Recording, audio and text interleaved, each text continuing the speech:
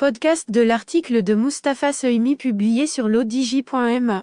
L'auteur a intitulé son article « L'Algérie et sa diplomatie, l'échec et l'isolement ». Il commence son article ainsi. Ce qui s'est passé à Tunis, la semaine dernière, avec la TICAD 8, témoigne d'une diplomatie qui divise, qui polarise le continent sur la base de la seule hostilité à l'endroit du Maroc. Dans une autre vie, pourrait-on dire, l'Algérie avait une forte visibilité internationale. Dans le non-alignement, dans la recherche et illustration d'un nouvel ordre international, dans une approche tiers-mondiste et progressiste, nul doute qu'elle avait eu un rôle. C'était un autre temps, ce capital-là a fondu tel un émollient au sens médical du terme, jusqu'à devenir ce qu'il est devenu aujourd'hui. L'auteur poursuit son article ainsi.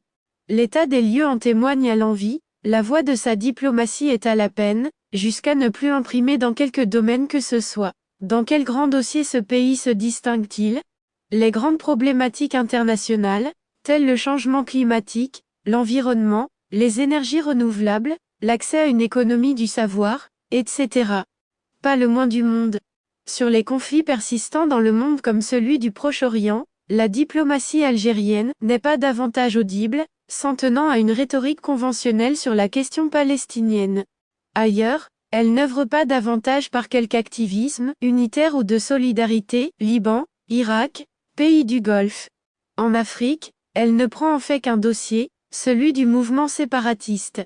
En Méditerranée, elle n'est pas non plus en première ligne, alors que son littoral dépasse les 1600 km et qu'elle prônait, dans le temps, le co-développement entre les deux rives. De fait, à quoi tient cet affaissement? À plusieurs facteurs cumulatifs. Le premier d'entre eux a trait aux compétences qui accusent depuis des lustres des insuffisances. Il y a eu une génération de diplomates justifiant d'une expérience et d'un parcours lors des précédentes décennies. Celle-ci n'est plus pratiquement en responsabilité. Lui a succédé une nouvelle, par touches successives, gérant des carrières, recrutée et promue par des clans. Un deuxième facteur concerne, lui, l'impulsion et la mise en œuvre de la diplomatie. Depuis l'AVC qu'il a eu en avril 2013, le défunt président Abdelaziz Bouteflika n'avait plus la santé pour suivre et conforter la position de son pays dans un environnement international accusant bien d'ébouchements et des crises. Durant la décennie écoulée, 2013 à 2022, pas moins de 5 changements ont marqué le ministère des Affaires étrangères. Ramtan Lamamra, septembre 2013-mai 2017, Abdelkader Messaël, mai 2017-mars 2019, puis Ramtan Lamamra, mars 2019-avril 2019, et sa nouvelle nomination depuis juillet 2021 après Sabri Boukadoum, avril 2019-juillet 2021. C'est le signe d'une gouvernance heurtée à la tête de la diplomatie. Enfin, un dernier facteur n'est pas à ignorer, celui des changements intervenus dans les périmètres traditionnels de cette politique étrangère. Dans le continent, l'Algérie n'a plus la même influence qu'elle avait durant les dernières décennies du siècle dernier et celle qui a suivi. Son réseau s'articulait alors autour de l'Afrique du Sud, du Nigeria, de l'Angola, de la Namibie, le Mozambique et moins fortement sur l'Éthiopie et le Kenya. L'auteur ajoute ainsi. Elle avait également en main un dispositif de premier plan, avec le Conseil de paix et de sécurité. Créé en 2002, c'est un organe décisionnel permanent de l'Union africaine pour la prévention, la gestion et le règlement des conflits. Il a été présidé par l'Algérien Smaïl Chergui pour 2 mandats, 2013 à 2017 et 2017 à 2021. C'est le diplomate nigérian Bankole Adeyol, qui lui a succédé en février 2021. Le Maroc, après sa réintégration à l'UA à la fin janvier 2017, a été pour sa part élu pour un mandat de 2 ans, 2018 à 2020, puis pour un autre de 3 ans en février 2022 avec les voix de plus des 2/3 des membres de cette organisation continentale.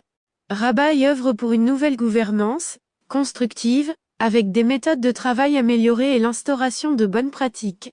En d'autres termes, il s'agit d'activer une diplomatie préventive, de paix et de stabilité bien distincte de l'inféodation du CSP à des desseins interventionnistes et hégémoniques de l'Algérie. Un nouveau souffle et un élan à donner à l'action de ce comité expurgé de contraintes éloignées des réels intérêts collectifs du continent. La perte d'influence d'Alger se vérifie, par ailleurs, dans d'autres domaines. Ainsi, au 31e sommet de l'UA à Nouakchott, 1er au 2 juillet 2018, a été adoptée la décision 693 confiant exclusivement la recherche d'un règlement de la question du Sahara aux Nations Unies. Il a été prévu une troïka pour apporter son soutien à ce processus onusien. Malgré la persistance des manœuvres et d'irrégularités de l'Algérie, telle celle lors de la réunion du CPS en mars 2021-1, à majorité des membres de l'UA, ainsi que la commission de l'UA, restent fidèles à la légalité et à la légitimité et ce, en défendant la validité et la pertinence de ladite décision.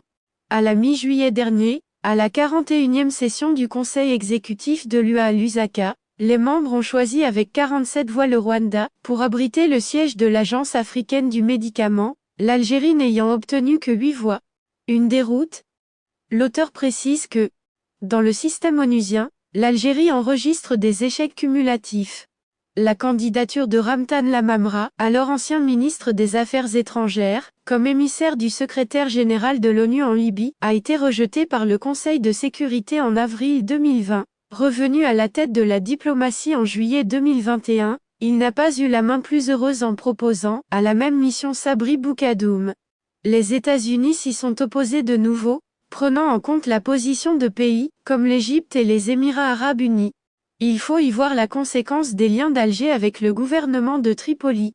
Dans ce même registre de l'Organisation mondiale, il vaut de relever que l'Algérie s'est placée en dehors des résolutions du Conseil de sécurité sur la question du Sahara.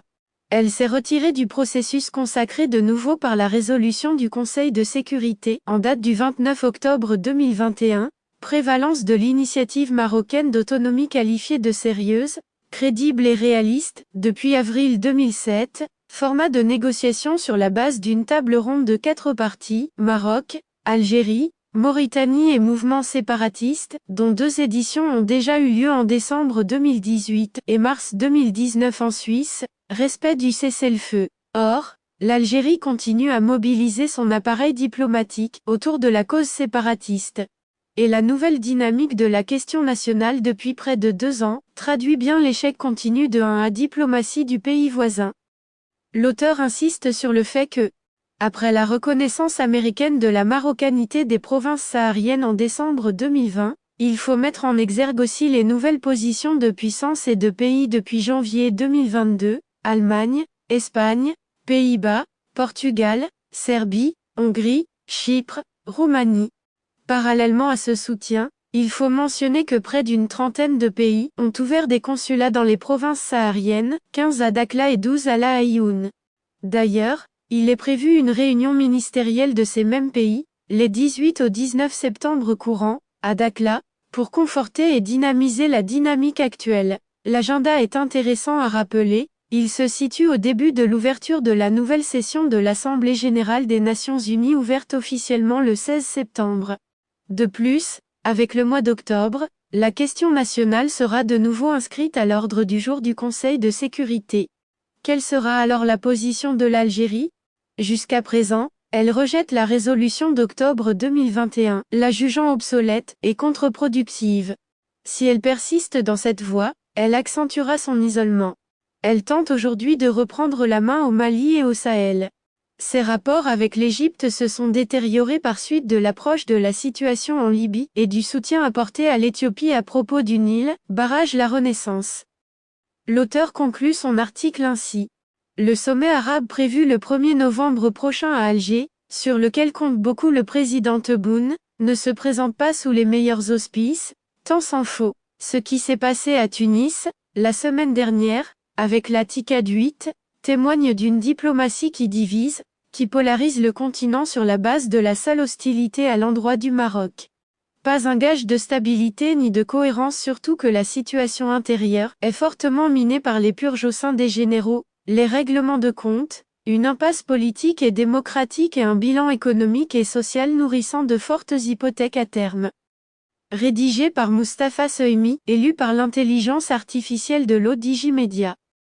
N'oubliez pas de télécharger notre application l'ODJ Mobile sur Android et iOS, et de vous abonner à notre chaîne YouTube l'ODJ TV, si vous souhaitez être au courant des dernières actualités, podcasts et émissions télévisées.